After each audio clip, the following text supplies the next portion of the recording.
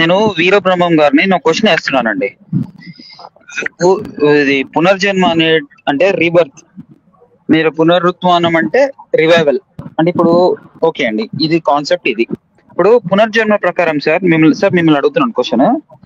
అది ఎంత worst concept అంటే అది విక్టిమ్ నే బ్లేమ్ చేస్తుంది. అండ్ ఇప్పుడు ఒక సింపుల్ ఎగ్జాంపుల్ చెప్తాను సార్. నేను ఒక తల్లి కార్ లో పోతుంటది, యాక్సిడెంట్ అయ్యి అనుకోకుండా తన 2 బిడ్డలు చనిపోతారు యాక్సిడెంట్ లో. ఇప్పుడు చుట్టుపక్కల వాళ్ళందరూ ఏమంటారు, అయ్యో పాపం అలా ఎందుకు అయ్యింది, కొంచెం కేర్ఫుల్ గా ఉండాల్సి ఉంటే, అలా అన్నారు. ఈ తల్లి పూర్వజన్మలో ఏ పాపం చేసుకున్నదో ఆమెనే బ్లేమ్ చేస్తున్నారు. ఈ తల్లి పూర్వజన్మలో ఏ పాపం చేసుకున్నదో ఈ జన్మలు ఈమెకి గతి పట్టింది అని ఈ పునర్జన్మ కాన్సెప్ట్ ప్రకారం ఏదైతే మనిషి నష్టపోయాడో అది వాళ్ళని బ్లేమ్ చేస్తుంది. చెప్పండి సార్, ఇది ఎలా మీరు కరెక్ట్ అంటున్నారు? ఎవరైనా రాహుల్ గారు అడిగారు. చెప్పండి సార్. ఇప్పుడు మీరు అనుకుంటుంది ఏంటంటే అండి, ఇప్పుడు ఎవరైనా చనిపోతే అది వాళ్ళ కర్మ అనుకోవటం అసలు అది కర్మ సిద్ధాంతం కాదండి, అది నియతి సిద్ధాంతం అంటారు. అంటే చాలా మంది హిందువుల్లో కూడా ఈ పొరపాటు ఉంది. ఏంటంటే ప్రతి ఒక్కటి జరిగినా గానీ అది మన పూర్వజన్మ కర్మ వల్లే జరిగింది అనుకుంటుంటారు. నిజానికైతే ప్రతి ఒక్కటి మన పూర్వజన్మ కర్మ వల్లే ఉండదు. మనం ఈ జన్మలో చేసే కర్మల వల్ల కూడా ఫలితాలు వస్తుంటాయి. యాక్సిడెంట్ అంటే ఎందుకు అవుతుంది?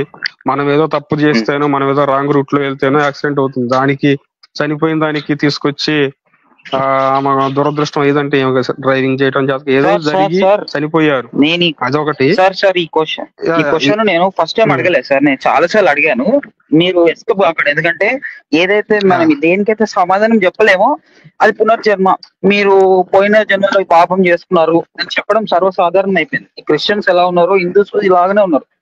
ఇప్పుడు నేనేం చెప్తున్నా సార్, ఇది పర్సనల్ ఎక్స్పీరియన్స్. నేను ఒక వ్యక్తిని చూశాను సార్. నేను ఇదే ఎగ్జాంపుల్ ఎందుకు చూస్తున్నానంటే, వినండి సార్, నేను ఇదే ఎగ్జాంపుల్ ఎందుకు చూస్తున్నానంటే, ఏంటంటే సార్ క్రిస్టియన్స్ అలాగే లేరు, మీరు చెప్పినట్టు లేరు. ఓకే సార్, లేరు. మీదే వేరే కాన్సెప్ట్ లేండి సార్, మీది ఇంతకన్నా ఉంటుంది లేదు. నేను ఆ బాబుకి రాహుల్ రెడ్డి గారు వందనాలండి. క్రాంతి గారు మధ్యవర్తిగా మీరు ఉండండి. అంటే వాళ్ళిద్దరే మాట్లాడుకుంటున్నారు. అంటే క్వశ్చన్ టు ఆన్సర్ సెషన్ కాబట్టి రాహుల్ గారు అడిగిన క్వశ్చన్ కి ఆయన సమాధానం చెప్పిన తర్వాత మళ్ళీ రాహుల్ గారి క్వశ్చన్ అడగటమా మీరు చూడండి. క్రాంతి గారు, నేనేమంటాను, పునర్జన్మ ప్రకారం సార్ ఒక్క నిమిషం. పునర్జన్మ ప్రకారము నేను ఇదే టాపిక్, ఈ తల్లి బిడ్డ టాపిక్ ఎందుకు చూస్తున్నాను అంటే నాకు పర్సనల్ ఎక్స్ప్లెయిన్ చేస్తాను. మా ఇంటి దగ్గర ఒక వ్యక్తి కార్ యాక్సిడెంట్ అయింది. ఒక ముస్లాం అన్నది, ఏమనింది,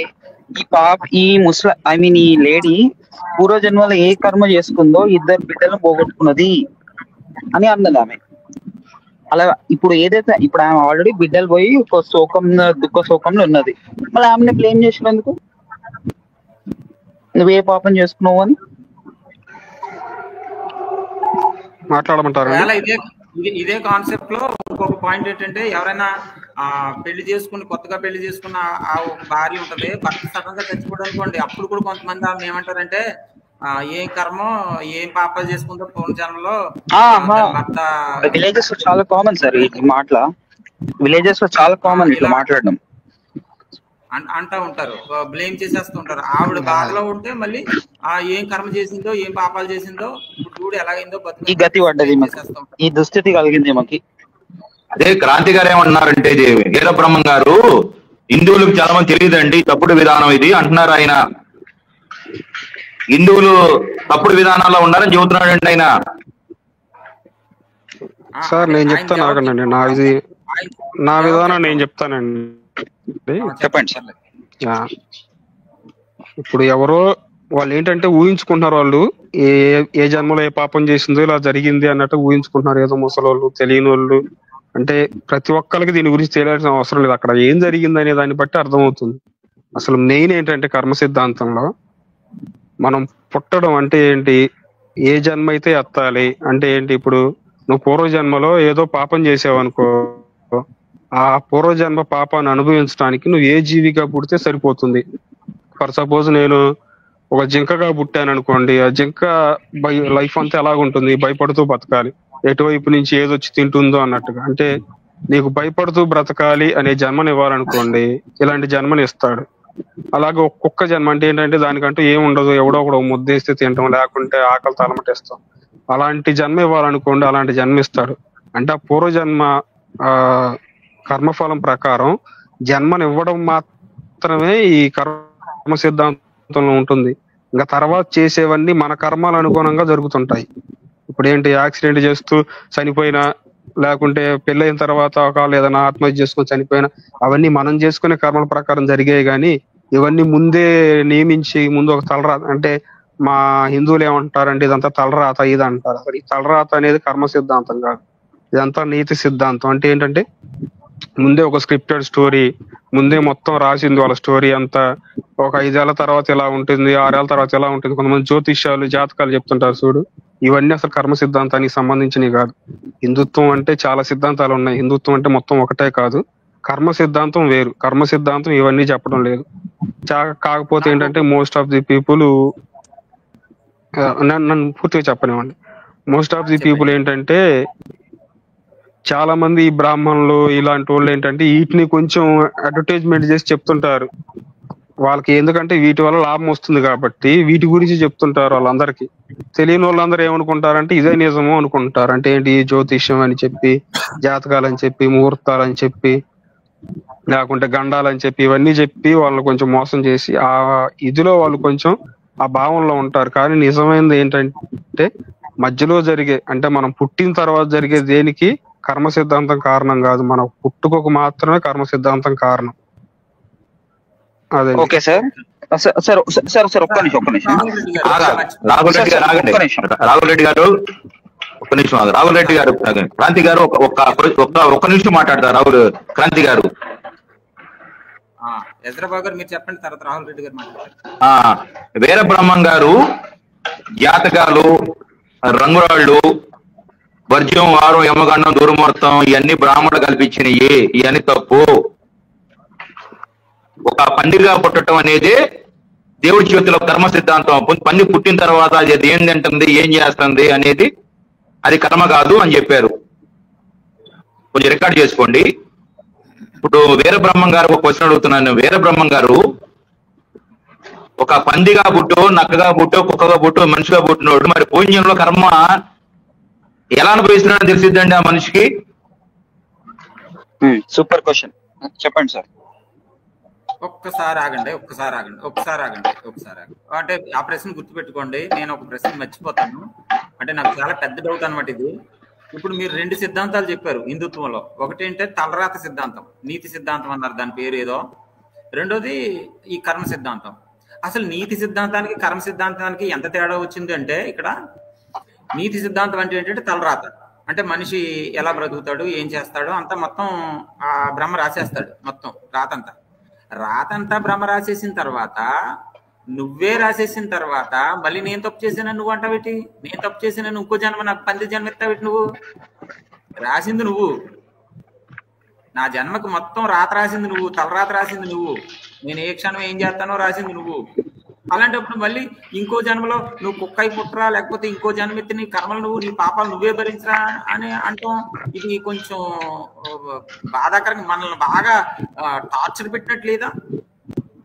రాహుల్ రెడ్డి గారు మీరు అడగండి ఈసారి. అంతే సార్. సార్ నేను ఏమంటున్నాను, ఇప్పుడు ఒక వ్యక్తి పుట్టుకతో అవిటిగా పుడతాడు సార్, ఒక కాలు ఉండదు దానికి, పుట్టుకతో ఒక కాలు ఉండదు, అవిటిగా పుడతాడు. అలా ఎందుకు పుట్టాడు చెప్పండి? 2 ట్విన్స్ పుడతారు, ఒకడు పర్ఫెక్ట్ హెల్దీగా పుడతాడు, ఇంకొకడు అవిటిగా పుడతాడు. అలా పుట్టడం కారణం ఏమంటారు చెప్పండి కర్మ సిద్ధాంతం ప్రకారం? అలా పుట్టడానికి మాత్రం పూర్వజన్మ కర్మఫలమే కారణం అండి. ఎలా ఎలా ఎలా అలా పుట్టడానికి పూర్వజన్మ కర్మఫలమే నీకెలా తెలుసు? నేను అదే నీకెలా తెలుసు? ఎలా తెలుసు అనేది, ఇప్పుడు నమ్మకానికి ఎలా తెలుసు? ఇప్పుడు మీరల్లా పునరుద్ధానం అంటున్నారు, వీళ్ళు మీరేంటి ఎథిస్టా? నాకు అర్థం కాలేదు. నేను నాస్తికుండండి, నేను వాళ్ళకేం సపోర్ట్ చేస్తాను, అర్థం చేసుకోకండి. ఇక్కడ మేమేంటంటే మేము జస్ట్ మా 2 నమ్మకాల మధ్య వాదనండి. మీరు ప్రూఫ్స్ చూపించనంటే ఎవరు చూపించలేరు, అర్థమైందా? ఇది జస్ట్ నమ్మకం, అర్థమైందా? మతం అనేది నమ్మకం ప్రకారం మేము బిల్డ్ చేసుకుందాం. మీకు ప్రూఫ్స్ కావాలంటే ఇది మేమేం సైన్స్ అని చెప్పడం లేదు, మేము సైన్స్ అని మీకేం ప్రమోట్ చేయడం లేదు మేము దాన్ని. ఒక నిమిషం ఒప్పుకున్నందుకు థ్యాంక్ యూ. క్రాంతి గారు ఒక నిమిషం టైం తీసుకుంటారు సార్. రాహుల్ రెడ్డి గారు ఒక నిమిషం ఆగండి సార్, ఆగండి. ఇక్కడ మన వీరబ్రహ్మం గారు, నేను ఒక క్వశ్చన్ ఇస్తాను. మన నమ్మకం సార్, మన నమ్మకం అనుకుంటే నమ్మకానికి ఆధారాలు లేకపోతే ఎలా నమ్ముతారు? ఇప్పుడు యేసుక్రీస్తు ఉన్నారు, మీరు నమ్ముతలేరా సార్? ఆయన మీరు సిలువ నమ్ముతలేరా సార్? పడ్డప్పుడు అదేం అక్కడ ప్రశ్న? సమాధులు తెరవబడ్డాయి, చాలా మంది లేచినారు. ఒక్క నిమిషం ఆగండి. మరి ఆ విధంగా యేసుక్రీస్తు మరణాన్ని జయించి తిరిగి లేచాడు. మరి అది ఆధారం ఉన్నది. మరి ఈ విధంగా ఒక ఆధారం లేనప్పుడు ఏదో ఎప్పుడో రాసి పెట్టేసి ఆ గ్రంథంలో ఇలా ఉంది, ఇలా మా మతం చెప్పింది కాబట్టి మేము గుడిగా నమ్మాలి అనేది ఎలా నమ్ముతాం సార్? నమ్మకంలో కూడా కొంచెం అది వాస్తవమా కాదా అని ఆలోచించాలి కదా సార్. యేసుపాల్ గారు, మీ సార్ ఎట్లా మీది కూడా ఎట్లా అడుగుతున్నారండి సార్ క్వశ్చన్ నేను మీరు? చెప్తాను ఆగండి. మీది నమ్మకమే కదా సార్ రాహుల్ రెడ్డి గారు నేను చెప్తాను. సార్ రాహుల్ రెడ్డి గారు నేను చెప్తాను ఆగండి. రాహుల్ గారు ఒక నిమిషం, మీరు మీరు ఆగండి, చెప్పేది మీరు నిజమే. ఆగండి. వీళ్ళది కూడా నమ్మకమే కానీ వీళ్ళ ఆధారంగా ఏం తీసుకుంటున్నారంటే వీళ్ళ గ్రంథాన్ని ఆధారంగా తీసుకుంటున్నారు. అంటే మా గ్రంథంలో ఉంది యేసు ప్రభు ఎలా అయ్యాడు అలా అయ్యాడు, అదే ఆధారం. గ్రంథం కాదండి, ఇదే ఆధారం. యెరూషలేములో ఒక దేశంలో రుజువులు ఉన్నాయి. యజ్రాబాబు గారు మనం ఒకళ్ళు మాట్లాడుతున్నప్పుడు ఏమున్నాయండి? మాట్లాడొద్దు, అందరికీ సమయం ఉంటది. వీరబ్రహ్మం గారిని చెప్పనివ్వండి, ఎందుకంటే ఆయన ఒక్కడే ఉన్నాడు కాబట్టి. సమాధానాలు చెప్పడానికి మాట్లాడినవ్వండి, మనం మాట్లాడదాం. యా, మాట్లాడండి. ఇప్పుడు ఏదైనా సరే మీరు చూసింది కానీ మేము చూసింది కానీ ఏమి లేదండి. ఎవరో చెప్పుకుంటూ వస్తే మీరు దాన్ని నమ్ముతున్నారు అంతే. ఆధారం అంటే ఇప్పుడు మీరు దాన్ని ప్రూవ్ చేసి చూపించాలి. ఆధారం అంటే అర్థమైందా?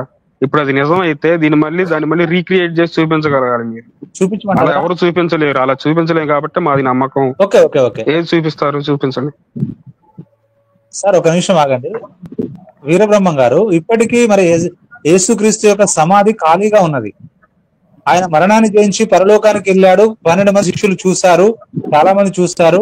అక్కడ వాళ్ళందరూ ప్రపంచం అంతా తిరిగి చెప్పారు, ప్రపంచం అంతా కూడా తెలుసుకుంటున్నారు అది వాస్తవము, సత్యం అనేది.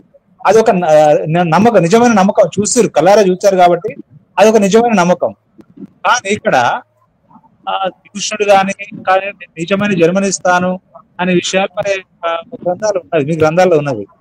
మరి అది రాసి పెట్టారు కాబట్టి, అలా ఉంది కాబట్టి ఇది ఇట్లా ఉండవచ్చు అని మనం నమ్మచ్చా, లేకపోతే నిజంగా జరిగిందని నమ్మచ్చా? ఏమైనా ఆధారాలు ఉన్నాయా?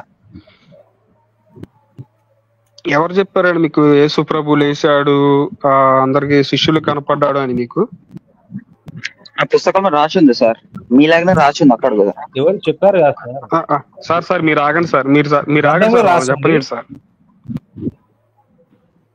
గ్రంథంలో రాసింది కాబట్టి మీరు అదేమి నిజం కాదు కదా. గ్రంథంలో రాసింది కాబట్టి మీరు నమ్ముతున్నారు, అది నమ్మకం అవుతుంది. కానీ సాక్ష్యం ఎలా అవుతుంది, రుజువు ఎలా అవుతుంది? మేము రాస్తుంటే నమ్మలేదు. ఒక వీరబ్రహ్మం గారు సాక్ష్యం ఉంది ఉందని నమ్మలేదు. భారతదేశాన్ని ఒక నిమిషం ఆగండి. అక్కడ రాసి ఉన్నది వాస్తవంగా జరిగింది, కరెక్టా కాదా? తోమ మన భారతదేశానికి వచ్చిండా లేదా, బైబుల్లో ఉన్నది కరెక్టేనా కాదా అని అది మేము టాలీ చేసుకొని చూసి నమ్ముతున్నాము, అది వాస్తవమైన నమ్మకం అని. ఒక్కసారి ఆగండి. అలా అనుకుంటే మేము కూడా అంతేనండి, మేము కూడా అన్ని జరిగి చూసుకొని నమ్ముతున్నాం. మీరు మాట్లాడండి. అందరూ ఆగండి. నేను ఒక క్లారిటీ ఇస్తాను, ఎవరు ఏమనుకోవద్దు అసలు అని. ఆపోజిట్ పర్సన్స్ మనోళ్ళు కూడా ఏమనుకోవద్దు. బైబిల్ అయినా సరే, వాళ్ళ నమ్మకాలైనా సరే, ఎవరి నమ్మకాలైనా నమ్మకమే. ఎందుకంటే యేసుక్రీస్తు నిజంగానే పునరుద్ధానుడై తిరిగి లేచాడని మనం నమ్ముతున్నాం. ఎందుకంటే యేసుక్రీస్తు కాలంలో పేతురు ఉన్నాడు, యాకోబు ఉన్నాడు, తోమా ఉన్నాడు తప్ప నేను లేను, యేసుపాల్ గారు లేరు. మనం 2000 సంవత్సరాల తర్వాత ఆ చరిత్ర నిజమని నమ్ముతున్నాం. అంటే దానికి ఆధారం విశ్వాసం అంతే. వాళ్ళ నమ్మకానికి కూడా ఆధారం నమ్మకమే. కాబట్టి దీని గురించి చర్చ చేసుకుంటే అసలు పాయింట్ ఆగిపోతుంది అక్కడ. పునరుద్ధానం, పునర్జన్మ ఆగిపోతుంది. దయచేసి నేనైతే ఒప్పుకుంటున్నానండి, నమ్మకమే. నేను డైరెక్ట్ గా సమాధిలోంచి ఆయన లేగడం నేను అక్కడికి వెళ్ళి చూడలే. ఖచ్చితంగా నేను నమ్ముతున్నాను, ఆధారాలు ఉన్నాయి. ఆయన అయితే లేచాడు అని ఖచ్చితంగా నేను నమ్ముతున్నాను. అంటే దానికి ఆధారం నమ్మకమే. కాబట్టి మీ డౌట్ రాహుల్ రెడ్డి గారు లేకపోతే వీరబ్రహ్మం గారు డౌట్ తీరిపోయింది అనుకుంటాను. ఇప్పుడు మీరు ఒక జవాబు మాత్రం క్లియర్ గా చెప్పాలి నాకు. మీరు నీతి ధర్మం ఏదో అన్నారు కదా, అంటే బ్రహ్మ తలరాతలు రాస్తాడని. బ్రహ్మ తలరాతలు రాసేసిన తర్వాత ఆయన తలరాత రాస్తే నేను బతికాను, ఆ తలరాతలు రాస్తే నేను చేశాను. మళ్ళీ నా కర్మలకు నేనే భరించాలని మళ్ళీ ఆయన ఇంకో జన్మ నన్ను ఎక్కడో పందిలో పుట్టించేయడానికి ఆయనకి ఎవరు ఇచ్చారు హక్కు? దీనికి జవాబు చెప్పండి. దాన్ని నమ్మమండి మేము, అదే కదా చెప్తుంది నేను. హిందుత్వంలో ఇలా కొన్ని బ్రాహ్మణులు వాళ్ళు హిందుత్వం అండి. ఇప్పుడు ఒక పేరు చెప్పుకొని చాలా నన్ను మాట్లాడనివ్వండి. ఇప్పుడు ఒక ధర్మం ఉందనుకోండి, ఆ ధర్మం పేరు తలరాత సిద్ధాంతాన్ని నమ్మరంటారా మీరు? తలరాత సిద్ధాంతాన్ని నమ్మను, కర్మ సిద్ధాంతాన్ని నమ్ముతాం. ఎవరైనా సరే, హిందువులు ఎవరైనా సరే కర్మ సిద్ధాంతాన్ని నమ్ముతారు. కాకపోతే ఏంటంటే తెలియక ఈ తలరాత సిద్ధాంతాన్ని కొంతమంది కర్మ సిద్ధాంతం అనుకొని, ఇది కూడా కర్మ సిద్ధాంతం అనుకొని పొరపడుతున్నారు. దాని వల్ల జరిగే లోపాలు కొన్ని ఉన్నాయి ఇలాంటివి. అంటే ఏంటంటే చాలా మంది హిందువులు ఎక్కువ తలరాత బ్రహ్మరాసిన రాతను ఎవరు తప్పించుకోగలడని ఇదే కదండి అంటారు అందరూ. అవునండి, మనం చూసిన చాలా మంది అలా అంటారు. కాకపోతే వాళ్ళకి ఏంటంటే కర్మ సిద్ధాంతం సరిగ్గా తెలియక, అదే కదండి వచ్చే సమస్య. మా వాళ్ళు గ్రంథాలు ఎక్కువ చదవరు, అంటే మా సిద్ధాంతాలు మాకే తెలియకే వీళ్ళు ఒప్పుకున్నాళ్ళే. క్రాంతి గారు ఆ పొరపాట్లో నేను ఒప్పుకుంటున్నాడండి. ఏం పొరపాటు అండి? అంటే మా వాళ్ళు మా గ్రంథాలు సరిగ్గా తెలుసుకోక, మా గ్రంథాల గురించి పూర్తి అవగాహన లేక ఇలాంటివి చెప్పడం వల్ల మీరు కొంచెం ఇదే నిజం అనుకుంటున్నారు. మీరు కూడా నిజానికైతే వాళ్ళందరూ చెప్తున్నారు కదా, నిజం కాదు. నిజంగా కర్మ సిద్ధాంతం అనేది అలా మధ్యలో మనమే ముందే తలరాత రాయటం అన్ని జరగడం, ఇంకో అన్ని తలరాత రాస్తే ఇప్పుడు వాళ్ళకే ఒక డౌట్ రావాలి. ఇప్పుడు అది నమ్మే వాళ్ళు తలరాత రాస్తే మనం చేసే పాపాలకు మళ్ళీ మనకు శిక్ష పడుతుందంటే వాళ్ళు ఇప్పుడు రెండు ఎలా ఉన్నాయి, కాంట్రడిక్ట్ గా ఉన్నాయి. ఎలా వర్తిస్తుంది అంటే నమ్మే వాళ్ళకి బ్రెయిన్ లేదన్నమాట. అన్ని దేవుడే రాశాడు, దేవుడు చెప్పినట్టే మనం చేస్తాను, కానీ మనం చేసిన దానికి శిక్ష పడుతుందంటే వాళ్ళు నమ్మేది అక్కడ వాళ్ళు ఏంటి, వాళ్ళు చిక్కని అర్థమైపోతుంది. వాళ్ళకి నిజమైన కర్మ సిద్ధాంతం మీద అర్థం కాక వాళ్ళు కన్ఫ్యూజన్ లో ఉండి ఏది పడితే అది కర్మ సిద్ధాంతం అనుకుంటారు. సరే, ఇప్పుడు దాన్ని వదిలేద్దాం. దాన్ని వదిలేసి ఇప్పుడు దేవుడు మనం చేసిన తప్పులు అని చెప్పి దేవుడే కదా మనల్ని పుట్టించాడు. ఈ జన్మనివ్వడానికి కారణం దేవుడే అని ఒప్పుకుంటున్నారు కదా మీరు? అవునండి. మరి ఈ జన్మనివ్వడానికి కారణం దేవుడే అయినప్పుడు జన్మనిచ్చిన తర్వాత నేను ఏదో తప్పులు చేశాను అంటే మానవ నైజం సాధారణంగా నా చుట్టూ ఉన్న పరిసరాలను బట్టి నేను ఏదో తప్పులు చేశాను. ఆ తప్పుల్ని కనీసం ఒక తండ్రిగా కొంతవరకైనా ఆదరించి, క్షమించి, ఓదార్పిచ్చి నాకు ఒక అవకాశం ఇవ్వాలి. కానీ నా కర్మలన్నీ నేనే భరించాలి, నా అప్పులన్నీ నేనే తీర్చుకోవాలనడం ఎంతవరకు న్యాయంగా కనబడుతుంది సార్ మీకు? సార్ ఇక్కడ కర్మ అంటే మనకి పూర్తి జ్ఞానం ఉండి మనకు తెలిసి మన చిత్తంతో చేసేదాన్ని కర్మ అంటారు. అంటే ఏంటి, మనకి ఇంటెలిజెన్స్ ఉంది అంటే అది తప్పు అని తెలిసి చేస్తాను. అంటే మనకు పుట్టేటప్పుడే దేవుడు మనకు ఒక జ్ఞానం ఇచ్చాడు.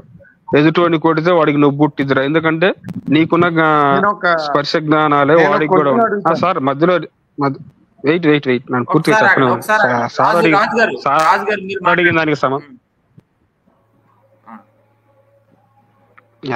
దేవుడు మనల్ని పుట్టించేటప్పుడు ఏంటంటే మనకి ఇంగిత జ్ఞానం అనే దాన్ని ఒక దాన్ని ఇచ్చి పుట్టించాడు. ఎలా నీకైతే ఈ జ్ఞానేంద్రియాలు ఉన్నాయో ఎదుటి వాళ్ళకి కూడా ఏ జ్ఞానేంద్రియాలు ఉంటాయి. అంటే ఏంటి, నీకు ఎవరైనా కొడితే నీకు ఎలాగైతే నిబ్బుడుతుందో వాళ్ళకు కూడా అలాగే నిబ్బుడుతుంది. సో ఇవన్నీ తెలిసి కూడా నువ్వు తప్పు చేస్తున్నావు. అంటే ఏంటి, నీకు ముందే దేవుడు చెప్పాడు ఇది చేయటం తప్పురా అని, తెలిసి కూడా తప్పు చేస్తున్నావు కాబట్టి దానికి క్షమించకూడదు, ఖచ్చితంగా శిక్షించాలి. అర్థమైందా? అంటే ఏంటి, ఎదుటివాడిని కొడితే వాడికి దెబ్బ చెప్పేది పూర్తిగా వినండి. ఇప్పుడు తండ్రి ఉన్నాడండి, తండ్రి ఏంటి కొన్ని నేర్పుతాడు. నాన్న ఎదుటి వాళ్ళని అలా దొంగతనం చేయకూడదు, ఎదుటి వాళ్ళని అలా కొట్టకూడదమ్మా, ఎదుటి వాళ్ళతో జాగ్రత్తగా ఉండాలి అని. ఒకవేళ ఆ తండ్రి చెప్పింది వినకుండా ఈడేదైనా తప్పు చేశాడు అనుకో, తండ్రి ఏం చేస్తాడు, క్షమించడు. చెప్పాగారా నీకని దండిస్తాడా దండించడా? అదే ఇక్కడ కూడా జరుగుతుంది. ఇక్కడ ఏంటంటే అదే చెప్తున్న, దేవుడు మనకు పుట్టేటప్పుడే అన్ని మనకు నేర్పి పంపించాడండి. మనకి ఏమేం కావాలంటే ఏ తప్పు అనే ఇంగిత జ్ఞానం మనకి ఇచ్చి పంపించాడు. ఆ ఇంగిత జ్ఞానం తెలిసి కూడా మనం చేస్తున్నాం కాబట్టి అది తప్పు, కాబట్టి ఆ దండించడము దానికి తగిన ప్రతిఫలం ఏదో ఒకటి ఉంటుంది. ఇప్పుడు నువ్వు ఎదుటోని కొట్టావు అనుకో, వాడు నిన్ను కొడతాడు, అది ఈ జన్మలోనే జరుగుతుంది. ఒకవేళ వాడు బలవంతుడు గాక నువ్వు మాత్రం కొట్టగలిగావు, వాడు నిన్ను కొట్టలేడు అనుకో, కొట్టగలగలేదు అనుకో, వచ్చే జన్మలో అయినా సరే ఇంకో రకంగా అయినా సరే నువ్వు ఇంకో జన్మ ఎత్తైనా సరే ఏదో ఒక రకంగా ఆ బాధ అనుభవించేలాగా ఒక జన్మనిస్తాడు. వీలైతే ఈ జన్మలోనే అనుభవిస్తావు. సరే.